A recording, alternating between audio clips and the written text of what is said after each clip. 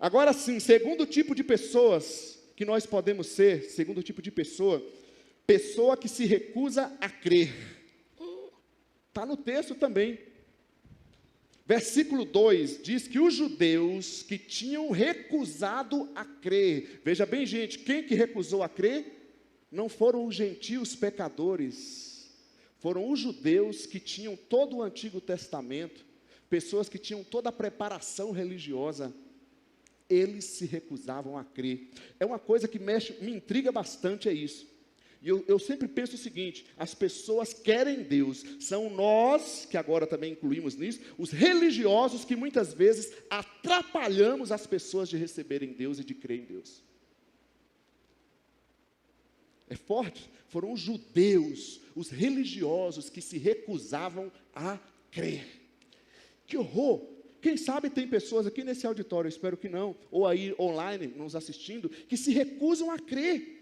Que Deus fala com ele, que o Espírito Santo está falando com ele, e você está se recusando a crer. Versículo 2, aí o que eles fazem? Quem se recusa a crer? Eles incitaram o ânimo, irritaram o ânimo das pessoas. Quem se recusa a crer é tipo aquele negócio assim, né? Ele não vai e nem deixa o outro ir. Ele quer atrapalhar o outro. Tem gente assim ou não tem? Que se recusa a crer na palavra de Deus e quer interferir e atrapalhar os outros. Quando você estava no mundão, às vezes nas drogas e às vezes em todo tipo de coisa, de religiosidade estranha, você estava atolado lá na sua vida, brigando, quase se separando com sua família, ninguém falava nada. Aí depois você começa a ir para a igreja de crente, como alguns dizem, né? Aí todo mundo começa a te criticar. É ou não é? Agora vira crente, agora vira santinho. É isso, são os que se recusam a crer. Versículo 2 diz que eles incitaram e irritaram o ânimo das pessoas contra os irmãos, contra os apóstolos. Pensa aqui comigo, uma coisa que nós precisamos saber, há pessoas que vão se recusar a crer. Não adianta, gente. Nossa função é pregar a palavra de Deus, anunciar a todos. Se ela vai crer ou não vai crer, isso é um problema dela. Nós não vamos mudar isso. Amém ou não amém? Estão comigo? Vamos continuar então. Terceiro tipo de pessoas que a gente vê nesse capítulo 14 de Atos, é pessoas divididas. A pessoa dividida. Versículo 4 diz que o povo da cidade ficou dividido. Toda a cidade, parece o mundo hoje, né? Polarizado. Gente, é um negócio horrível, é estranho demais, como as pessoas estão tão divididas, e não é questão de ter ideias diferentes, pontos de vista, é assim, você pensa diferente, o outro quer te matar, quer te arrancar, porque não pode ter ideias diferentes. E aqui a cidade ficou exatamente dessa forma. Há pessoas hoje divididas. Esse ano é eleitoral, ore a cada dia, eu estou o tempo todo orando, Senhor, abençoa o nosso país. Que essa é a nossa função como igreja. E tem pessoas que estão divididas. Versículo 4, alguns a favor dos judeus e outros a favor dos apóstolos. O povo ficou ali totalmente dividido. Cada um tem a sua posição, isso é normal. Mas uma coisa, tem áreas que a gente precisa chegar num consenso. Isso é unidade na adversidade. E muitas vezes a igreja também anda assim, dividida. A gente precisa buscar unidade, a sua família precisa ter unidade, chegar num consenso sobre o que vai fazer, sobre os projetos para esse ano. Se um puxa para um lado, o outro puxa para o outro lado, a gente não consegue andar. Amém, gente? Quem sabe também nós podemos estar divididos na fé. Há pessoas divididas. Como diz o crente Raimundo, um pé na igreja? Não, eu não ouvi. O crente Raimundo, um pé na igreja? Um pé no mundo. Mas muitas vezes estamos assim. Lá em Tiago, na carta de Tiago, fala isso, né? Do crente adúltero, dividido. E não adianta você achar que é bonzão, porque todos nós temos aqui dentro uma natureza chamada natureza pecaminosa, e a gente fica meio dividido às vezes.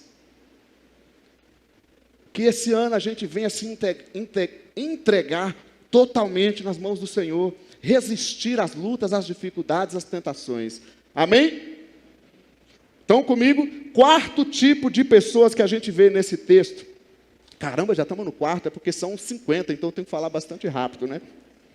Quarto tipo de pessoas que a gente vê nesse texto é a pessoa que faz o mal. Tem gente praticando o mal ou não tem? Menino do céu, eu fui inventar de voltar a assistir televisão, fiquei mundano novamente. Deixei de ser crente. Mas eu não ligo mais. Eu fui ligar a televisão num jornal um dia. Que misericórdia. O que é isso? A gente fica meio assustado, né? As pessoas estão muito violentas, maldosas. De todo tipo você vê coisas. A gente fica... Ainda bem que Deus nos guarda e nos protege. Mas tem gente fazendo mal. O que a gente vê no texto? Versículo 5. Em Icônio formou-se uma conspiração entre judeus, gentios. Agora juntou os judeus, os gentios e alguns líderes, porque sempre tem alguém para fazer um montinho, né? Para puxar o negócio. E fizeram uma conspiração contra aqueles que estavam pregando a palavra. Se você é uma pessoa que prega a palavra de Deus, pode saber que vai ter pessoas para fazer conspiração contra você. E qual era a intenção dessa conspiração? Era ajudar os irmãos. Versículo 5 diz, para maltratá-los e apedrejá-los.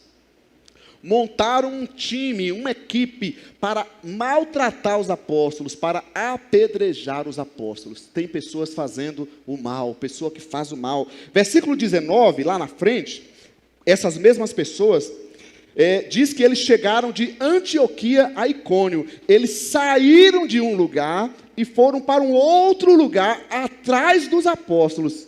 Quando a gente lê o Novo Testamento, a gente tem que enxergar isso.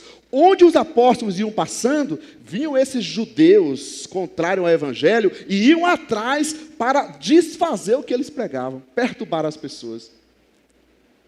Dá raiva, não dá? Tem gente que não faz e quer estragar o que você faz. Gente maldosa, fazendo mal. Não tem jeito. Assim é o mundo. Então, o trem virou de cabeça para baixo, ok. Chegaram de Antioquia a Icônio, e aí o que eles fizeram lá? Versículo 19, mudaram o ânimo da multidão, versículo 19, apedrejaram, arrastaram para fora da cidade, pensando que estava morto. Eles mataram, ou pelo menos acharam que tinha matado o apóstolo Paulo. Pensa comigo, gente. O apóstolo Paulo, o Andrés dos tempos antigos da Bíblia, pregando a palavra de Deus. O cara iniciando o ministério, já foi apedrejado e ao pensar daquelas pessoas, ele já tinha sido morto. Gente maldosa, tem ou não tem? E aí no versículo 6, agora voltando lá no versículo 6, essas pessoas que estavam perseguindo, quando souberam onde eles estavam, porque quem persegue, quem faz o mal, é coisa secreta. E o versículo 5, o que eles fizeram? Eles fugiram dessa gente. Uma dica para você, fuja. Fuja de certas amizades, fuja de maldades. Amém, gente? Fuja dos bandidos, é a vida que a gente leva. Vamos caminhar. Quinto tipo de pessoas que nós temos nesse texto são pessoas carentes de Deus. Quem quer ser uma pessoa carente de Deus? Versículo 8 do nosso texto aqui em Atos 14 diz assim, Rogerão, que havia um paralítico ali desde o nascimento. Léo, pessoa carente de Deus é um paralítico, é uma pessoa doente.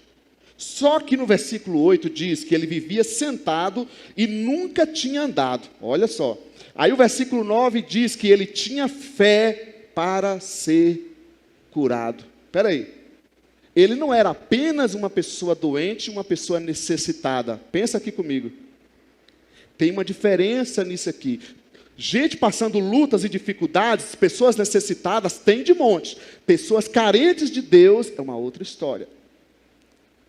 Mas tem pessoas carentes de Deus ao nosso redor. Às vezes tem gente que você ajuda, ela está necessitada, você ajuda, e ela não quer saber de Deus. Até com o Senhor Jesus foi assim.